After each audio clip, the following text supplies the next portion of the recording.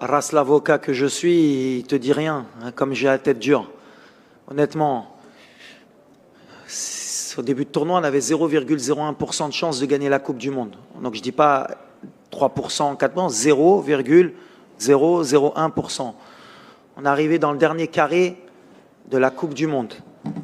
On a joué, je le répète, que des grandes nations. Alors, le Marocain que je suis et le peuple que je connais. ولا كان لعب هيدا ولا كان لعب خمسة ولا كان لعب ثلاثة ولا كان. Je l'ai passé au WAC, je connais. Écoute, hamdoulilah, si j'ai un message à envoyer, on est dans les 4 meilleures équipes du monde. Et si tu m'avais dit avant la Coupe du Monde, et si tu aurais fait un tour du Maroc, et même du monde entier, tu aurais dit le Maroc va finir 4e de la Coupe du Monde et va se battre avec les armes qu'elle a. Jusqu'à la dernière minute, tout le monde aurait signé, donc pourquoi je vais changer? On rêvait de passer le premier tour au départ. Aujourd'hui, on est des demi-finalistes et avec la tête haute, donc j'ai rien à changer. Par contre, pour 2026, si je dois encore être ici, bien sûr que j'aurai plus d'expérience et peut-être qu'on changera certaines choses. Mais tu verras qu'en 2026, peut-être qu'on se rendra compte de ce qu'on a fait en 2022. Il faut respecter le football. Ce qu'on a fait, c'est extraordinaire. Les joueurs, j'ai rien à leur reprocher, se sont battus jusqu'au bout. On leur reprochait de pas mouiller le maillot avant. Aujourd'hui, je pense qu'ils ont montré qu'ils se battaient jusqu'à la dernière minute pour leur pays. Et après, il faut accepter le football. Aujourd'hui, il y a des nations qui sont plus fortes que nous. La France est plus forte que nous. La Croatie, aujourd'hui, elle est encore plus forte que nous. Elle n'est pas aussi forte que nous, de beaucoup, mais elle est plus forte que nous. Il faut l'accepter, mais il faut travailler pour les dépasser. Et ça, ça fait 10 ans qu'au Maroc, on travaille pour déjà rattraper le retard. Aujourd'hui, on a montré qu'on n'était pas loin. Donc, si j'avais quelque chose à changer, rien. Mais on le savait, en deuxième mi-temps, c'était beaucoup mieux. On leur a posé plus de problèmes. On a beaucoup de situations. Mais voilà, ils ont su garder le résultat. Et on est déçus, mais je pense que demain, quand on se réveillera, on se rendra compte de ce qu'on a fait. La marche, elle était un peu trop haute pour nous, pour aller chercher un résultat aujourd'hui. Parce que voilà, pour aller au bout du tournoi, il faut avoir tout le monde à 100% et c'était pas le cas pour nous. Mais bravo aux garçons parce que c'est vrai que des fois on est un peu déçus, mais il faut leur reconnaître qu'ils se sont battus jusqu'à la dernière minute et ils ont tout donné. Et ça, c'est une très belle image pour notre football. Can we get the microphone here, please? First, I'll come to you, sir. Radio France Internationale, je voudrais juste savoir si c'est un peu tôt, mais s'il reste une image de ces 7 matchs de ce mois ici, ça serait laquelle? Bon, on a plusieurs images, surtout nous, c'est surtout à chacune de nos victoires. Le peuple marocain qui sort dans la rue et aussi le fait que Sa Majesté aussi soit sorti fêter les victoires dans la rue avec le peuple, ce qui montre qu'on a eu un impact extraordinaire et qu'on a réussi à tous se réunir pendant un mois. Voilà, c'est vraiment l'image que j'ai de cette Coupe du Monde. In the corner. Bonsoir Walid, Miguel Ángel Lara, Marca, Espagne. On a vu l'équipe très en colère avec l'arbitre à la fin du match. Et pensez-vous que le Maroc n'était pas respecté dans les derniers matchs? Merci. Non. Quand on perd, on est toujours déçu. On est toujours un peu énervé. C'est les compétiteurs. Manque de respect, je pense pas. Il y a des erreurs partout à chaque fois. C'est ce qu'on dit. On respecte les arbitres, on respecte l'arbitrage. Nous, on va se concentrer surtout sur ce qui nous a manqué. Pourquoi on n'a pas réussi à gagner les 2 derniers matchs? Et pour progresser, se cacher derrière l'arbitrage, c'est pas marocain. On laisse la fédération toujours s'occuper de ces détails-là, mais nous, les sportifs, on réagit à la fin du match, mais avec le recul, on n'a pas été à notre niveau comme on le voulait, surtout en première mi-temps. Donc c'est ce qui m'intéresse. At the back there? Yes. And after that, we go to the virtual stadium. There is a question from virtual stadium. Here, over there.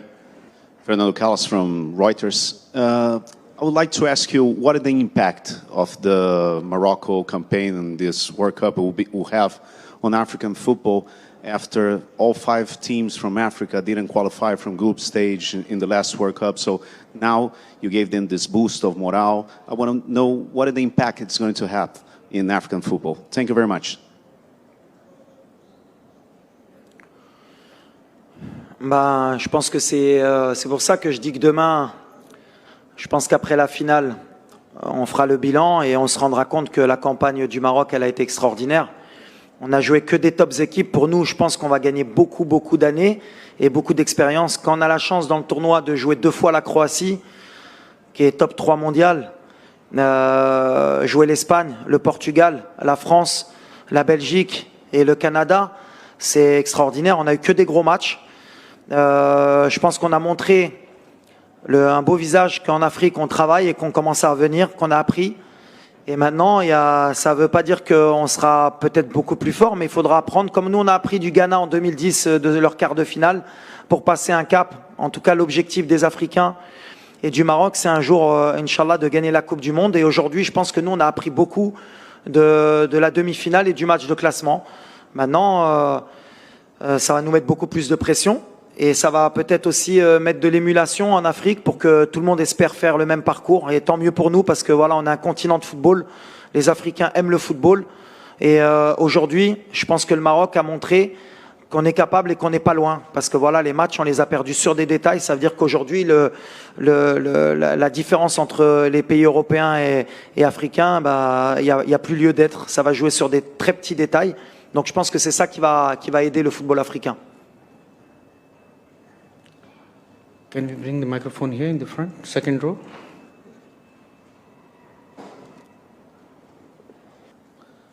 We'll take 2 more questions, one here and one this gentleman.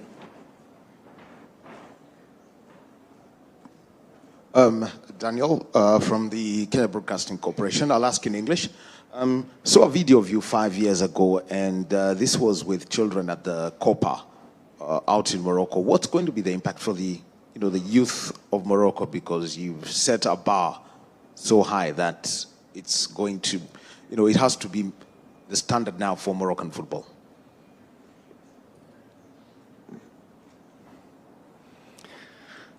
Alors moi, c'est quelque chose qui me touche énormément, toutes ces vidéos, de voir justement les enfants, parce que pour nous, pour moi, le football, ça fait rêver les gens, et c'est surtout les enfants, ça leur donne beaucoup d'espoir. Et je pense qu'aujourd'hui, non seulement au Maroc, mais en Afrique et même dans beaucoup de pays dans le monde, je pense qu'on a réussi à faire rêver quelques gamins qui peut-être, dans certains endroits du monde, peuvent rêver de devenir footballeurs professionnels et accéder à cette Coupe du Monde et de faire une performance. Donc ça n'a pas de prix, c'est ce que je dis, c'est beaucoup plus qu'une victoire en Coupe du Monde, ce qu'ont fait les joueurs. Maintenant, l'impact que ça va avoir sur notre pays, c'est que la barre, comme vous l'avez dit, elle va être élevée. Et donc l'attente de la part de nos supporters, elle va être peut-être beaucoup plus élevée, il va y avoir beaucoup de pression. Donc aussi, c'est mon travail aussi de, comme je l'ai dit tout à l'heure à Morad, de revenir un peu les pieds sur terre et de se dire ce qu'on a fait, c'est extraordinaire. Alors je ne sais pas quand est-ce qu'on le refera, mais on aura envie de le refaire. Et même un pays africain sera compliqué peut-être de revenir en demi-finale, mais nous, l'objectif pour nos pays, c'est maintenant de passer les premiers tours, comme l'a fait le Sénégal, comme on l'a fait nous, et de revenir à chaque fois dans les huitièmes de finale, les quarts de finale. Et avec ce genre de performance, un jour, on pourra gagner la Coupe du Monde. Parce que une fois, Mourinho parlait de l'ADN à Manchester United, il existe aussi en équipe nationale. Pourquoi les Européens, ils sont encore présents, et la Croatie, aujourd'hui, elle arrive encore à nous battre et qu'elle a la 3e place, c'est parce qu'elle a cette expérience. Elle participe toujours à la Coupe du Monde. Et à force de participer à la Coupe du Monde et de faire ce genre de match, ça te permet d'apprendre, ça te permet d'apprendre aussi à tes gamins de voir ce genre de match et d'apprendre et de grandir et de revenir plus fort. Et nous, le problème de l'Afrique, et sans critiquer, c'est qu'on ne peut pas, nous, avoir 5 pays africains qui participent avec le nombre de pays qu'on a. Et par exemple, quand on voit que l'Égypte n'a pas participé, le Nigeria, on a l'Afrique du Sud, on a le Mali. Et à chaque fois, pour se battre déjà pour revenir, c'est compliqué pour nous. Maintenant, je pense qu'on aura 9 participants. Ça va nous permettre d'apprendre. Et je pense que dans 15-20 ans, je suis persuadé qu'une équipe africaine gagnera la Coupe du Monde parce qu'on va revenir et on aura appris. Et l'ADN, ce que ça va apprendre à nos gamins, ça va donner un ADN de football. Et je pense que même eux, devant leur télé, ils ont appris des détails qu'il faut pour aller gagner une compétition telle que la Coupe du Monde. There is a question from the virtual stadium, coach. You can see on your tablet. There is a question from virtual stadium. اسلام المدب من تونس. في البداية سيد وليد الركراكي أريد أن أقدم اعتذاري لأني شككت في أحد الندوات السابقة في قدرة المنتخب المغربي وعلى رفع كأس العالم. أثبتتم اليوم بوصولكم لنصف النهائي أنك على حق وأن الحلم مشروع. سؤالي هو هل تعتبر هذا الجيل للمنتخب المغربي هو الأفضل في تاريخ الكرة المغربية، الكرة الإفريقية والكرة العربية؟ شكرا.